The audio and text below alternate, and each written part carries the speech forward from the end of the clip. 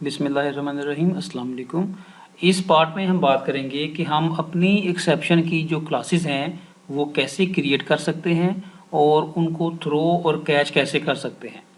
देखिए, सबसे पहली बात तो ये नोट कर लें कि जो मैंने एक्सेप्शन हैंडलिंग के पहले पार्ट में बताई थी कि एक्सेप्शन हमेशा एक एरर को या इशू को रिप्रेजेंट नहीं करती, ये सम टाइम जस्ट एक इंफॉर्मेशन को रिप्रेजेंट करती है और जो कि हमारे सिस्टम की कोई स्टेट होती है या सिस्टम के बारे में कोई मज़ीद डिटेल होती है। लिहाजा हमें अपने सिस्टम को ज़्यादा रिवर्स बनाने के लिए हम जो है वो बजाय इसके कि डिफरेंट जो है वो स्टेटस कोड रिटर्न करें जब कोई डिफरेंट तरह के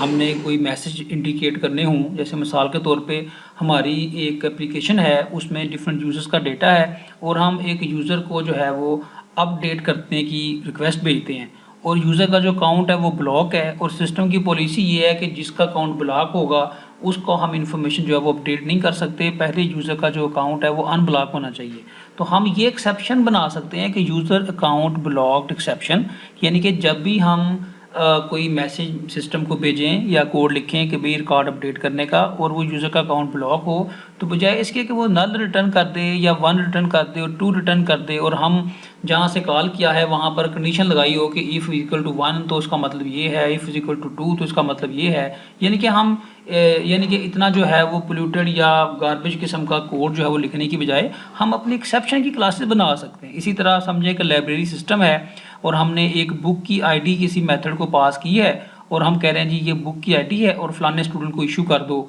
तो वो मेथड जो है वो ये एक्सेप्शन थ्रो कर सकता है कि बुक नॉट फाउंड एक्सेप्शन, कि बुक एग्जिस्ट ही नहीं करती जो आईडी आप पास कर रहे हैं। या फॉर एग्जांपल अगर वो बुक लाइब्रेरी में नहीं है तो book already issued exception throw कर सकता है कि भाई आपने बुक को इशू करने की रिक्वेस्ट की है लेकिन ये बुक पहले ही किसी को इशू हो चुकी है। तो यानी कि बात करने का मकसद ये है कि जो एक्सेप्शन के डिफरेंट ऑब्जेक्ट्स होते हैं वो एक मैसेज को इंडिकेट करते हैं जो कि कोई मेथड हमें रिटर्न कर रहा होता है। ठीक है, इसी तरह एक काउंटिंग एप्लीकेशन है और हम उसमें फ़र्ज़ करें विड्रा का जो मतलब मैसेज है वो दे रहे हैं कि कोई अमाउंट विड्रा करवाना चाहते हैं और जितनी अमाउंट हम विड्रा कराना चाहते हैं उतना बैलेंस अकाउंट में नहीं है, तो बजाय इसके कि वो मेथड वो नल रिटर्न करे या कुछ स्टेटस कोड रिटर्न करे, वो इनसफिशिएंट बैलेंस एक्सेप्शन थ्रो कर सकता है और जो कोड उसको कॉल करेगा उसको पता चल जाएगा कि हाँ जी मैंने जितना पैरामीटर में वैल्यू पास की है उतना बैलेंस इस अकाउंट में नहीं है, तो इसलिए जो है ये अकाउंट मेरी जो रिक्वेस्ट है ये सक्सेसफुल नहीं हुई।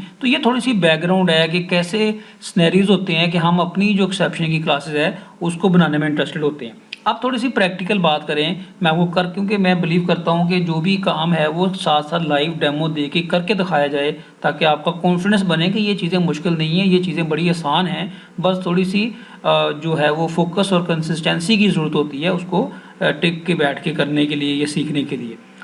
तो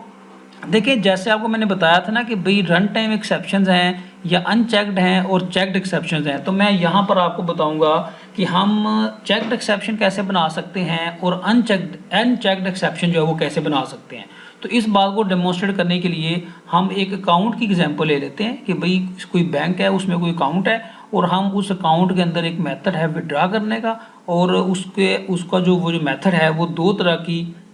पॉसिबिलिटीज़ हैं जिसको वो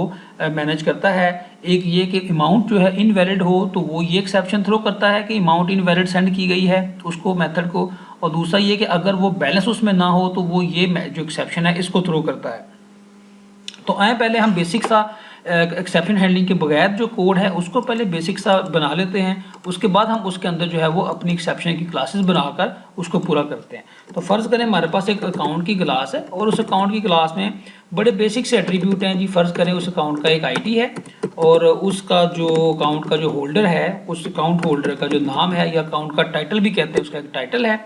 और तीसरा हम ले लेते हैं कि फ़र्ज़ करें उसमें जो करंट बैलेंस है वो क्या है। तो हम ये तीन एट्रीब्यूट लेते हैं और तीनों एट्रीब्यूट्स को जो है वो हम इनकैप्सुलेट कर देते हैं कि तीनों के जो गेटर सेटर्स हैं वो जनरेट कर लेते हैं, और इसके अलावा हम जो है वो एक कंस्ट्रक्टर भी यहाँ पर जो है वो जनरेट कर लेते हैं। हम कहते हैं ये कंस्ट्रक्टर भी जनरेट कर दो जो तीनों एट्रीब्यूट जो है वो हमारे इनिशियलाइज करता हो। तो ये बेसिक सा हम एक जो है वो स्केलेटन सा कोड हमने बना लिया।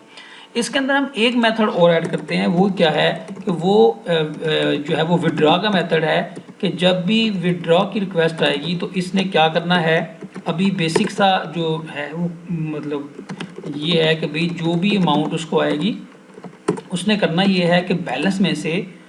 Minus is equal to amount को माइनस कर देना। यानी कि ये उसका बड़ा बेसिक सा बिहेवियर है जिसमें हमने कोई एक्सेप्शन हैंडलिंग नहीं की हुई, और इसको जो है वो हमने एक अकाउंट टेस्ट की क्लास है वहाँ से जो है वो फ़र्ज़ करें हमने इसको डेमोन्स्ट्रेट करना है, तो वहाँ पे हम कह देते हैं कि भाई ये एक मेथड है जहाँ पर हम एक अकाउंट का ऑब्जेक्ट बनाएंगे और न्यू अकाउंट, और वो अकाउंट किसका होगा, हम कहते हैं जी अकाउंट की आईडी फ़र्ज़ करें 1 है, और अकाउंट का जो टाइटल है लेट से वो आसिफ शहजाद है, और जो बैलेंस है हम कहते हैं जी इनिशियल बैलेंस जो है उसका हमने फ़र्ज़ करें 1000 सेट कर दिया। अब हमने उसको विड्रा करना है तो हम कहते हैं जी काउंट डॉट विड्रा, और यहाँ पे हम कहते हैं जी कि भाई जो भी हम अमाउंट विड्रा कराना चाहते हैं फ़र्ज़ करें हमने यहाँ पे 500 पास की तो विड्रा हो जाएगी, और बाद में हम प्रिंट कर देते हैं कि भाई जो हमारा अकाउंट है उसका जो गेट बैलेंस है वो प्रिंट कर दे। तो ये बहुत बेसिक सा सिनेरियो है, इसको पहले प्रिंट कर अगर करके आप देखें तो भी जाहिर है कि भाई वो 1000 था तो बैलेंस विड्रा किया तो उतना बैलेंस कम हो गए, जो रिमेनिंग अमाउंट है 500 प्रिंट हो जाएगी। लेकिन इसमें प्रॉब्लम क्या है,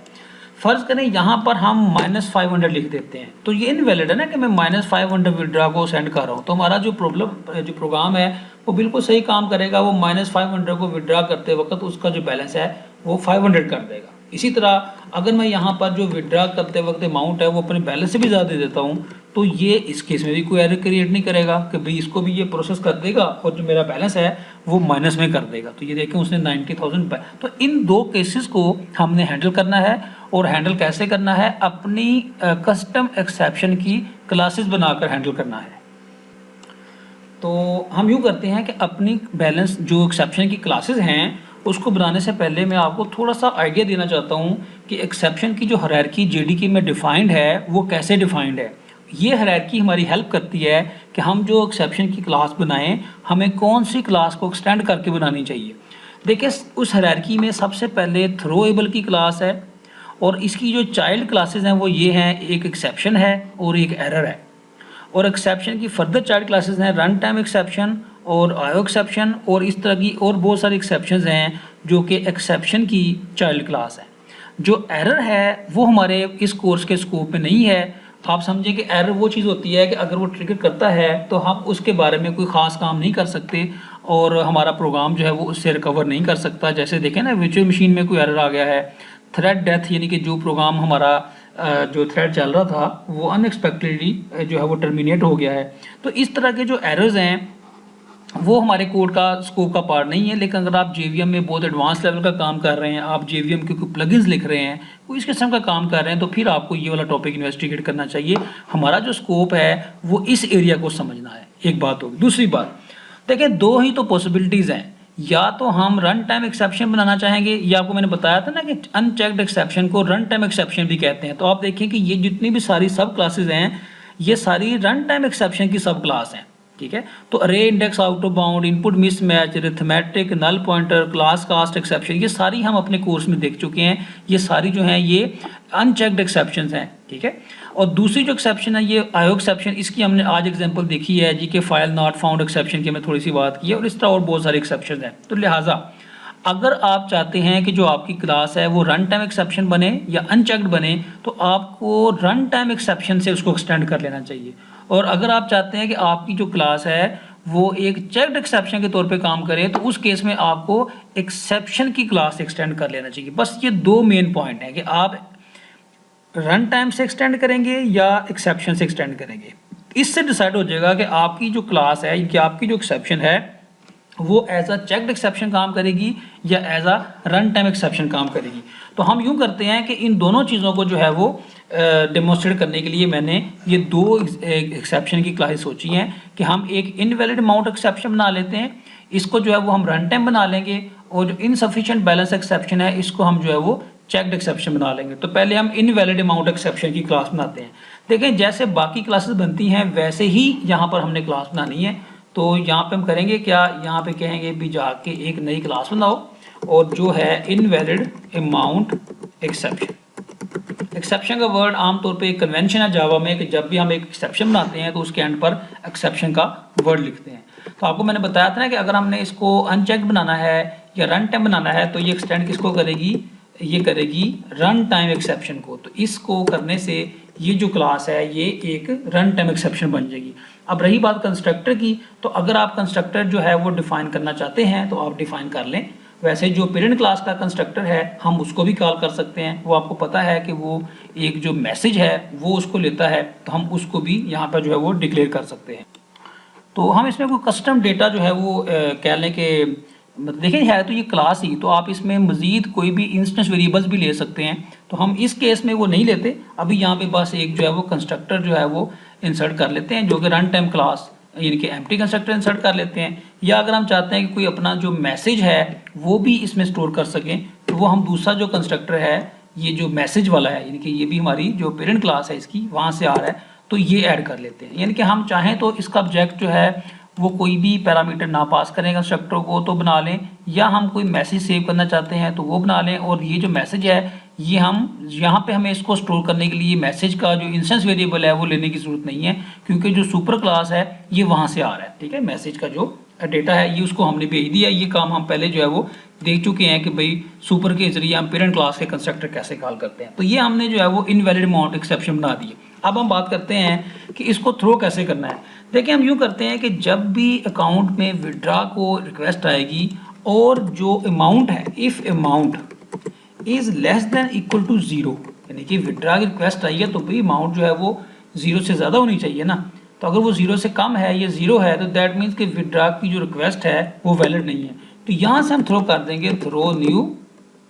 इनवैलिड अमाउंट एक्सेप्शन। ठीक है, और अगर आप कोई मैसेज सेट करना चाहते हैं, फॉर एग्जांपल हम कहते हैं जी अमाउंट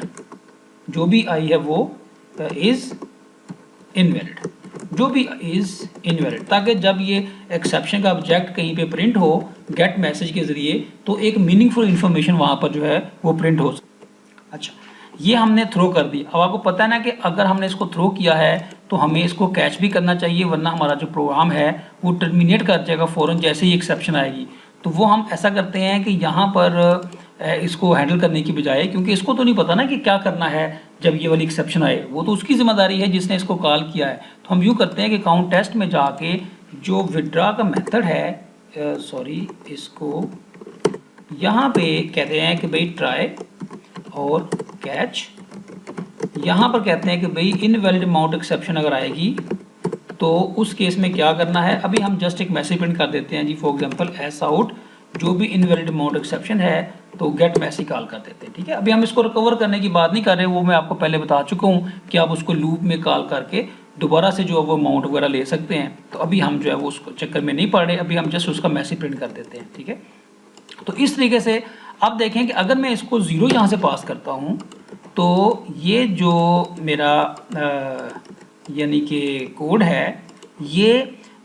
एक्सेप्शन थ्रो करेगा इनवैलिड अमाउंट एक्सेप्शन, और ये हम यहाँ पे देखिए ज़ीरो इज़ इनवैलिड। ठीक है, और 1000 का 1000 ही बैलेंस रहा है। तो देखिए हमने अपनी मर्जी की एक्सेप्शन बनाकर रन टाइम और उसको हमने जो मैनेज कर लिया। दूसरी जो एक्सेप्शन की क्लास है वो आपको मैंने कहा था कि हम बनाएंगे इनसफिशिएंट बैलेंस एक्सेप्शन। तो वो हम ऐसा करते हैं कि भाई उसको हम एक चेक्ड एक्सेप्शन के तौर पर डिज़ाइन कर लेते हैं। तो यहाँ पे हम कहते हैं कि एक और क्लास बनाओ और उसका नाम रख देते हैं जी फॉर एग्जांपल इनसफिशिएंट बैलेंस, और एक्सेप्शन बाय कन्वेंशन हम एंड पे एक्सेप्शन का वर्ड लिखते हैं। और यहाँ पे थोड़ा सा आपको याद होगा कि मैंने अभी आपको वो जो डायग्राम दिखाई थी उसमें क्या था कि अगर हम चाहते हैं कि हमारी क्लास चेक्ड एक्सेप्शन बने तो हमारी जो पेरेंट क्लास है वो कौन सी होनी चाहिए, एक्सेप्शन वाली होनी चाहिए। तो हम यहाँ पे कह देंगे कि ये एक्सटेंड करती है एक्सेप्शन की क्लास को। तो जब ये एक्सेप्शन की क्लास को एक्सटेंड करेगी तो ये जो है ये ऑटोमेटिकली चेक्ड एक्सेप्शन बन जाएगी। अच्छा, इसके साथ ही आपको मैं ये बात भी डेमोन्स्ट्रेट कर देता हूँ कि हम अपनी एक्सेप्शंस के अंदर जो है वो मज़ीद डेटा भी स्टोर कर सकते हैं। ये ज़रूरी नहीं होता कि हमने सिर्फ मैसेज ही स्टोर करना है, तो उसको भी यहाँ डेमोन्स्ट्रेट कर देता हूँ। फ़र्ज़ करें हम चाहते हैं कि जब भी इनसफिशिएंट बैलेंस एक्सेप्शन आए ना तो ये जो ऑब्जेक्ट है ये अपने अंदर कौन से अकाउंट पे वो एक्सेप्शन आई है उसका जो आईडी है वो भी अपने अंदर स्टोर करता हो, यानी कि जो हमारी एक्सेप्शन का ऑब्जेक्ट है। तो हम यहाँ पे कह सकते हैं कि इंट अकाउंट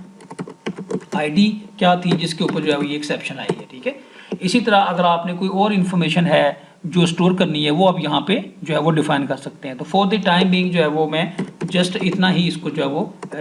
मतलब यूज़ कर लेता हूँ कि भाई सिर्फ एक इन्फॉर्मेशन इसमें स्टोर कर लेते हैं। दूसरा ये करते हैं कि भाई ज़ाहिर है अब हमने इसका ऑब्जेक्ट भी बनाना है ना, तो हम यहाँ पर इसको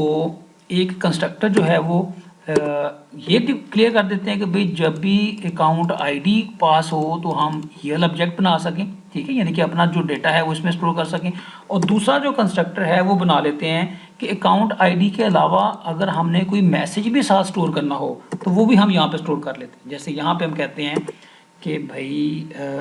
इसको क्या करें,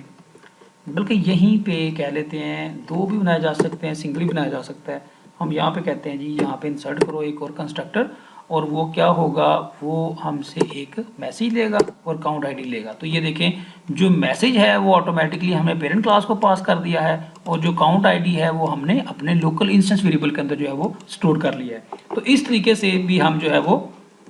अपना जो है वो क्लास का जो स्ट्रक्चर है वो सेट कर सकते हैं। तो अगर कभी काउंट के ऑब्जेक्ट से यानी कि एक्सेप्शन के ऑब्जेक्ट से हमने काउंट आईडी प्रिंट करना हो तो इसका एक गेटर भी बना देते हैं, ताकि हमें ये बाद में ये भी सहूलत हो कि भाई हम इसको जो है वो बाद में गेट कर सके। तो हम इसका हमने गेटर भी बना दिया। एनीवे ये हमने थोड़ी सेटिंग कर दी है। अब हम क्या करते हैं, अब हम अकाउंट की क्लास में जाते हैं और यहाँ पे जाके कहते हैं कि भाई अगर तो ये जो हमें विड्रा करने की अमाउंट आई है, if amount is greater than balance, यानी कि बैलेंस से ज़्यादा है, तो फिर हमने क्या करना है, फिर हमने थ्रो करनी है न्यू इनसफिशिएंट बैलेंस एक्सेप्शन। और देखें यहाँ पे मैं काउंट आईडी भी रख सकता हूँ, तो मुझे पता ना कि कौन से काउंट आईडी पे ये रिक्वेस्ट आई है, तो मैं यहाँ पे कह दूंगा कि भाई दिस डॉट आईडी, ये काउंट का आईडी है, और जो दूसरा है वो पहले मैसेज है फिर अकाउंट आईडी है। तो आप दोनों में से कोई भी कंस्ट्रक्टर यूज़ कर सकते हैं। तो मैं यहाँ पे जो है वो यहाँ पे मैसेज प्रिंट कर देते हैं, हम कहते हैं कि भाई मैसेज प्रिंट कर देते हैं कि इन सफिशेंट बैलेंस, और यहाँ पे कह देते हैं कि भाई उसको आईडी पास कर दो ताकि उसके अंदर वो सेव हो जाए, बाद में हम उसको प्रिंट करके देख सकें। तो अब देखें ये एरर क्या आ रहा है, ये आपको अंदाज़ा होना चाहिए कि ये एरर क्या है। अगर आप पढ़ भी लें तो फिर भी अंदाज़ा करके बता दें। अनहैंडल्ड एक्सेप्शन, वो कह रहा है ये आपने हैंडल नहीं की। ये क्यों कह रहा है, देखिए ये इसलिए कह रहा है कि ये चेक्ड एक्सेप्शन है, और चेक्ड एक्सेप्शन के बारे में क्या रूल था कि जब भी वो थ्रो होगी, चाहे वो जेडीके का लिखा हुआ कोड थ्रो करे या हमारा लिखा हुआ कोड थ्रो करे, या तो आप उसको ट्राई कैच में हैंडल करेंगे, अगर आपने हैंडल नहीं करना तो आप का जो मेथड है वो डेलीगेट करेगा वो उसकी हैंडलिंग की जिम्मेदारी उस कोड को जिसने इस मेथड को कॉल करना है। तो देखिए ये मेथड तो इसको हैंडल नहीं कर सकता ना, इसे क्या पता है कि इनसफिशिएंट बैलेंस एक्सेप्शन आए तो क्या करना है, तो लिहाजा ये अपनी जिम्मेदारी उसको डेलीगेट कर देगा। यहाँ पे हम जाए कह देंगे कि this method throws insufficient balance exception. तो देखिए ये अब रेड लाइन खत्म हो गई है, और अब ये जिम्मेदारी चूंकि हमने विड्रा के मेथड को दे दी है, लिहाजा जहाँ से इसको कॉल आएगी दैट मीन्स कि ये जगह, अब देखिए यहाँ पे एरर आ गया कि वो कह रहा है जी कि भाई ये जो इनसफिशिएंट बैलेंस एक्सेप्शन है ये अनहैंडल्ड है, तो आप इसको हैंडल करें। तो हम यहाँ पर एक और कैच ब्लॉक बना देते हैं और यहाँ पे कहते हैं कि जब ये वाली एक्सेप्शन आए, कौन सी, इनसफिशिएंट बैलेंस एक्सेप्शन, तो EXP कह देते हैं इसको या जो भी नाम रखना चाहते हैं, और इसको क्या करो, दोनों काम कर लेते हैं। हम कहते हैं जी इसका जो मैसेज है वो भी प्रिंट कर दो, लेट्स से कि हम कहते हैं insufficient balance exception dot gate message, ताकि ये भी हमें पता चल जाए कि हमने मैसेज वहाँ पे क्या सेट किया था। और दूसरा जो है वो हमने आपको मैंने बताया था ना कि हम ये जो एक्सेप्शंस होती हैं ये एक्चुअली नॉर्मल ऑब्जेक्ट्स ही होते हैं, इसलिए आपको मैंने उसके अंदर एक इंस्टेंस वेरिएबल का एक डेटा जो है वो भी स्टोर करके दिखाया है। तो अब हम उसको भी फेच कर लेते हैं ताकि आपको इस बात पर यकीन आ जाए कि yes these are just normal objects, बस हम उसको ट्राई कैच वगैरह के अंदर जो वो मैनेज कर रहे हैं। तो अगर मैं यहाँ पे करता हूँ गेट, ये देखें अकाउंट आईडी, ये हमने जो आईडी था ये उस एक्सेप्शन की जो ऑब्जेक्ट है उसके अंदर जो है वो सेव करवाया हुआ है। तो ये नाम थोड़ा लेंथी ही हो गया है, इसको जो है वो बेसिक सा नाम यूज़ कर लेते हैं ताकि हमारा कोड जो है वो थोड़ा सिंपल सा लगे, वरना EXP कह देते हैं बस, ठीक है। और इसी तरह ये जो इनवैलिड अमाउंट एक्सेप्शन है ये भी चूँकि लोकल है तो यहाँ पे भी हम इसको EXP कह देते हैं, वरना वो कोड बहुत लेंथी लग रहा है, तो इसलिए इसको मैंने थोड़ा छोटा कर दिया।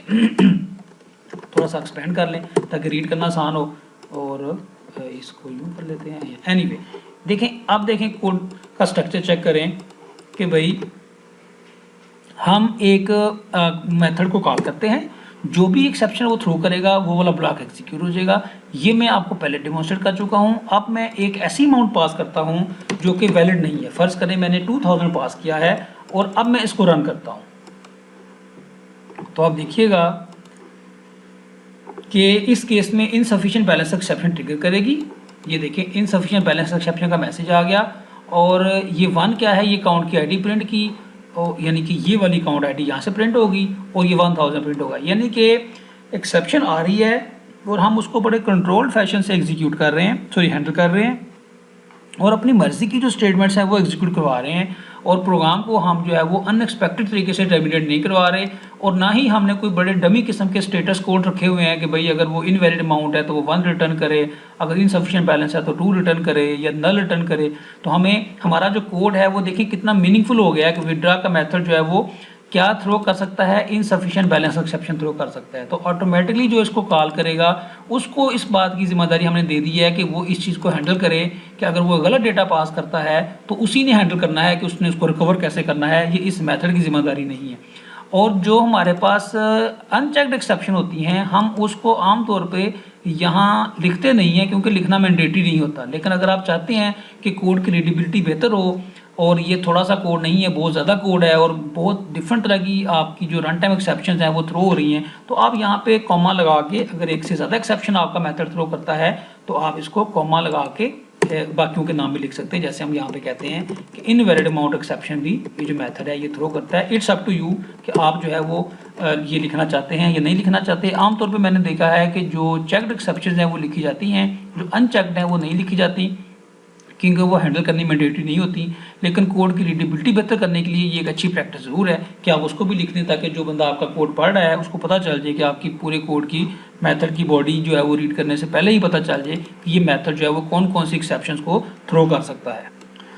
तो खैर ये सारी स्टोरी है जी कि आपकी एक्सेप्शन वगैरह क्या हैं। एंड पे मैं लिखा हुआ है how to throw and catch our own exception, तो ये मैंने आपको थ्रो और कैच करके दिखा दी है, और ये बिल्कुल वैसे ही है जैसे जेडीके की अपनी एक्सेप्शन को हम थ्रो और कैच करते हैं, वैसे ही हम अपनी बनाई हुई एक्सेप्शन को भी थ्रो और कैच कर सकते हैं। अब आखिरी दो लफ्जी बात जो है वो ये है कि कैसे पता चलता है कि आप एक एक्सेप्शन जो बनाने लगे हैं वो चेक्ड बनाएं या अनचेक्ड बनाएं। तो इसके बारे में जो मैंने एक अपना रूल या रूल ऑफ थंब सेट किया हुआ है वो ये है कि अगर तो एक ऐसा आपने कोई एरर रिप्रेजेंट करना है जो यूज़र की इनपुट की वजह से है या प्रोग्रामर की फॉल्ट है, तो आप उसको तो जो है वो रन टाइम एक्सेप्शन के तौर पर बना लें। जैसे देखें ना, इनवैलिड अमाउंट एक्सेप्शन जो है ये मैंने रन टाइम इसलिए बनाई है कि ये नहीं होना चाहिए कि एक इनवैलिड अमाउंट जो है वो थ्रो के मेथड को चली जाए, सॉरी विड्रा के मेथड को पास हो जाए, क्योंकि ये बिल्कुल अनएक्सपेक्टेड है। और ये अगर ये डेटा जाता है तो ये एक्चुअली किसकी फॉल्ट है, ये यूज़र की फॉल्ट है या ये डेवलपर की फॉल्ट है कि उसने उसको चेक नहीं किया और वो 0 या -10 का जो डेटा है उस मेथड को पास कर दिया है। तो इसलिए मैंने इसको जो वो रन टाइम के तौर पे बनाया है। लेकिन कुछ चीज़ें ऐसी होती हैं वो एरर नहीं होते, वो प्रॉब्लम नहीं होते, वो एक नॉर्मल स्टेट होती है हमारी एप्लीकेशन की। तो उनके लिए जो है वो मैं चेक्ड एक्सेप्शन जो है वो रिकमेंड करता हूँ। जैसे इनसफिशिएंट बैलेंस जो है वो एक एरर नहीं है, वो एक स्टेट है। कभी आप जो है वो एक बैंक में जाते हैं और आप कहते हैं जी एक चेक देते हैं, उसे कहते हैं जी फॉर एग्जांपल 10,000 का चेक है, तो वो जो आगे अकाउंट होल्डर है वो कहता है जी आपके अकाउंट में इतने पैसे जो है वो नहीं अवेलेबल। तो एक नॉर्मल स्टेट है, एक नॉर्मल जस्ट इवेंट है, एक इन्फॉर्मेशन है। तो ऐसी इन्फॉर्मेशन को रिप्रेजेंट करने के लिए आप उसको चेक्ड एक्सेप्शन बना लिया करें। और कभी अगर आपने यूज़र की, डेवलपर की कोई या यूज़र की कोई इनवैलिड इनपुट को रिप्रेजेंट करना हो या कोई ऐसी चीज़ रिप्रेजेंट करनी हो जो कि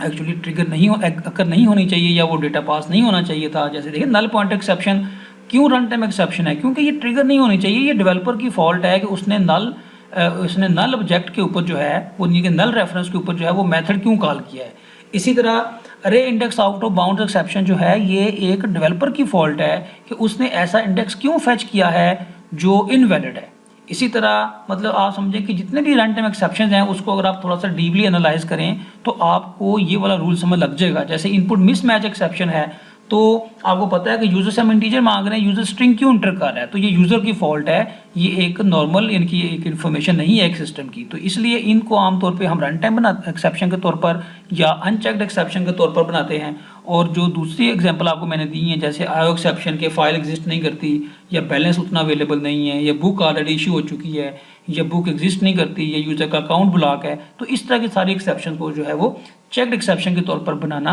जो है वो ज़्यादा अच्छी प्रैक्टिस है। तो ये सारा कुछ जो है वो एक्सेप्शन हैंडलिंग के बारे में है। मेरा ये ख्याल है कि अगर आप एक्सेप्शन हैंडलिंग की इतनी सी डिटेल जो मैंने ये 3-4 पार्ट्स में कवर किया है वो कर लें, तो एक बेसिक लेवल की जो एप्लीकेशंस के अंदर एक्सेप्शन हैंडलिंग की रिक्वायरमेंट्स हमें चाहिए होती है, वो आप उसको इंशाल्लाह बड़े अच्छे तरीके से जो है वो मीट कर लेंगे। तो इंशाल्लाह अगली वीडियो में हम किसी नए टॉपिक पे बात करेंगे।